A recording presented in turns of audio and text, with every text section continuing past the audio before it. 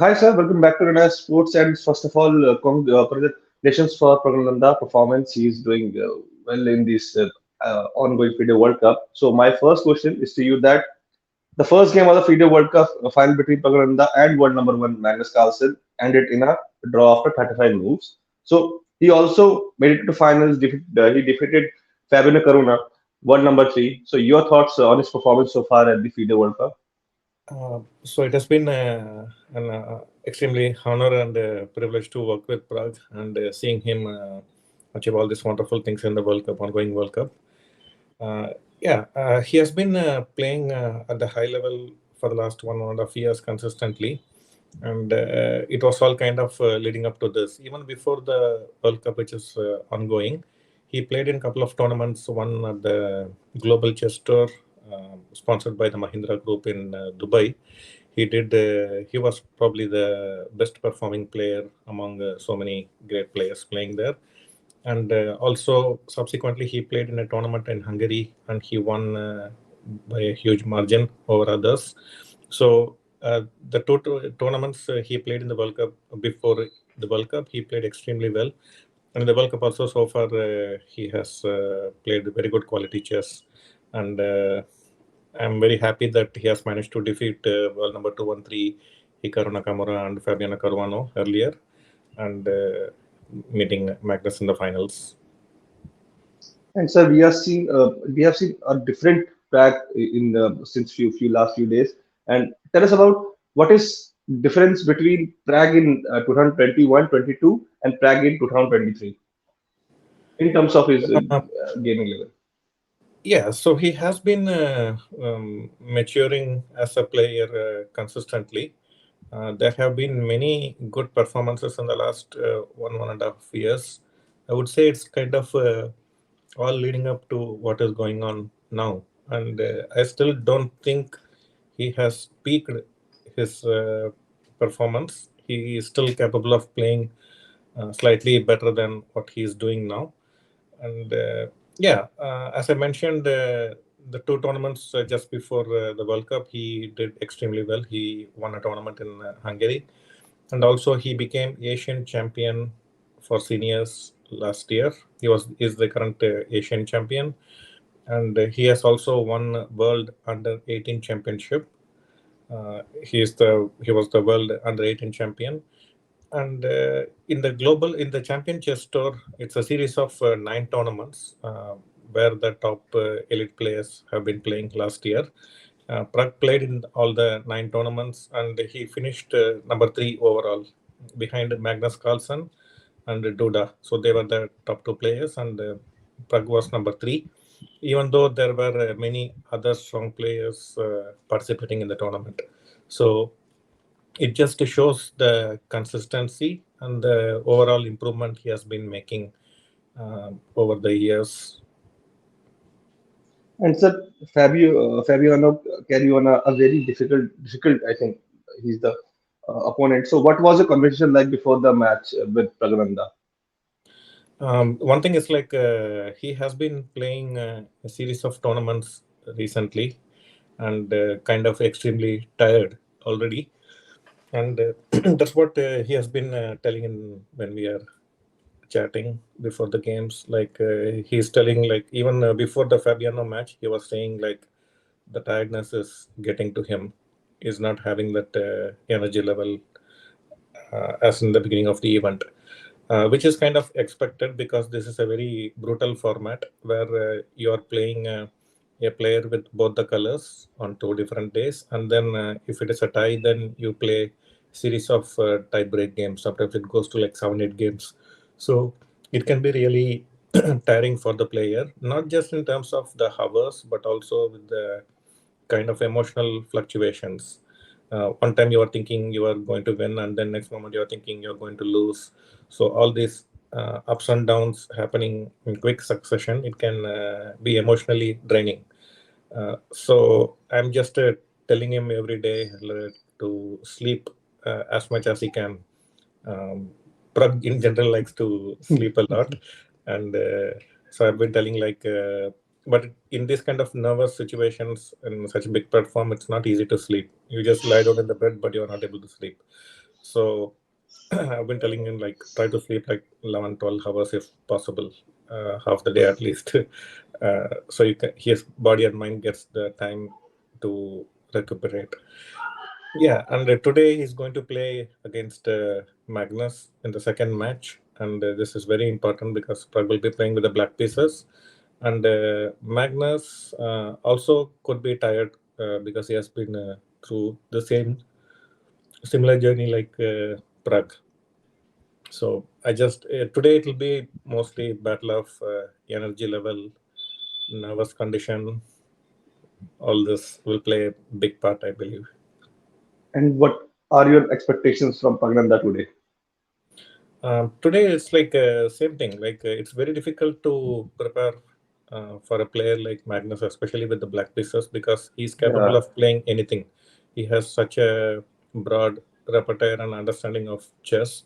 He can go anywhere. So from Magnus' viewpoint, like Prag is a player who is generally well prepared, and we try to cover all possible sidelines, unexpected lines with the black pieces. So he's generally very well prepared theoretically. So I'm expecting Magnus to find some out of the way solution to take Prag out of his preparation. That will be his main objective, I believe. So we should one try to avoid that scenario. Two, even if that happens, if Magnus manages to take Prague out of preparation, he should keep his nerves calm and just play logical chess. Then he should be fine. And Sir, Prag also became the third youngest player after the legendary Bobby Fischer and Carlsen to qualify for the candidates tournament. He is just 18 years old. So how difficult is it for you to motivate him or to teach him about accepting the losses or something else? Yeah, it is very nice to see that he always wanted to be world champion eventually, but the path to the world championship title is not easy because there are so many Yeah. deserving and upcoming and senior players, everyone trying to do the same. So to be the best among all this is not easy, but that is his aim. He wants to be the world champion eventually. But the thing is, we did not expect to come to the finals in this World Cup. Because he had to defeat Hikaru Nakamura earlier, which in itself it's like something you cannot take for granted. He was world number two and extremely strong player and has defeated even Magnus Carlsen.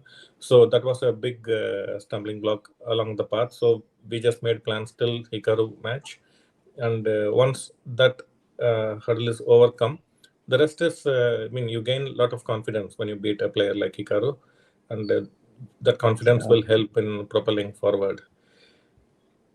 Yeah. Last couple of questions, sir. So, how long will it take to Prag to be a world champion? Is there any specific target you have fixed for him? It's very difficult to put numbers to this. He wants to be world champion. Like I think most talented young children, everyone will want to be world champion. But in Prag's case, he has been dreaming about this from last 12 years, I would say. And more importantly, he has been putting the effort.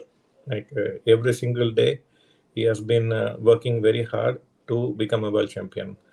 So I am hoping with the way things are progressing, in 3 to 5 years, I believe he will be playing for the world championship title. Last question, sir. So, what do you make of D. Gukesh? Recently, he became the India's number one chess player, and Vishwanathan Anand, 36-year-old long line. Your thoughts on Yes, this? Gukesh Rice has been phenomenal in since the lockdown. I believe his rating was around 2575 or something during the lockdown, and since then he has grown phenomenally at a very rapid pace. It was kind of unexpected because the it's like a meteoric rise. The rise is like this, Yeah. not like this.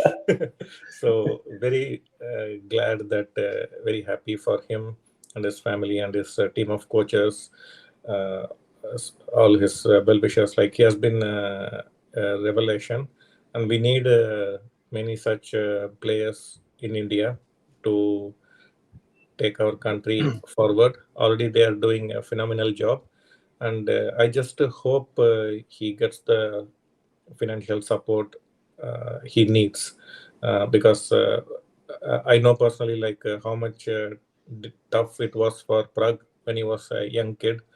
Uh, and he comes from a very normal financial background, and it was very difficult to travel to Europe to play in tournaments, training expenses, etc. And they were really struggling. And once he created a world record by becoming world's youngest international master at the age of 10, subsequently grandmaster at the age of 12, then he started getting sponsorship from Ramco Group. Then things have become more easy. He can forget his parents, also can forget about the financial constraints and dream bigger. So I just hope Gukesh will also have, if he's not having any support as such, I hope he gets the support he deserves. And really happy that he has someone so young has overtaken Anand as India's number one. And all these youngsters, Arjun Ergesi, Gukesh, Prag, Nihal Sarin, they have been motivating each other, and they are growing leaps and bounds. And also the trickle down effect, many of the youngsters, that 8, 9, 10, 12-year-old children, they are believing in themselves more. So earlier, I remember when I came to chess at the age of 12, I did not even think becoming grandmaster from India was possible, because the scenario was like that. We did not have many infrastructure as we have now, so we did not even dare to dream big. But with the exploits of all these young players, they have shown that great things are possible for an Indian, and I'm hoping more and more players will go in this direction. And so, Praggnanandhaa, Nihal Sarin, Gukesh, Arjun. So these are the Fab Four currently of India. So how do you see these four in the future, and where do you see the Indian chess currently in the world map? No, Indians are right now. India is seen as a chess superpower, and everyone is convinced that the future of chess belongs to India. Like most of the top players, like earlier, last century, chess kind of belonged to Soviet Union. You can say all the world champions, top players, most of them were coming from Soviet Union, and only few spots were left to other countries. India is kind of going in that direction, but since we have the information technology available, everyone, the rest of the world also can access similar training and access to information. So it cannot be such a dominance like Soviet Union, but we are going to dominate chess scenario at least for 1 or 2 decades. But for that to happen, we cannot rely only on these four players. We need an army of such young players. So we need to create more and more grandmasters between the age of 14 and 16. That's the ideal time. And then that kind of lays down the foundation for them to make an attempt to the world top. So we need to keep producing young grandmasters before 15 or maximum 16. So for that, lot of work is needed. We need capable trainers, and also the tournament scenario in India has to change, has to undergo drastic changes. Most of our top players, they are not seen in action in India. They don't play in India at all, almost. So because no good tournaments are happening in India, I think this is the major stumbling block. And currently the scenario is like only those who can afford to travel abroad are becoming good players. Not every talented player is becoming a good player. So I hope this scenario will change. We'll have quality tournaments happening in India as well. And thank you so much for giving us your time, and thank you so much for joining us. And all the best Thank, for today's match. All the best for the future. thank you. Thank you so much, sir.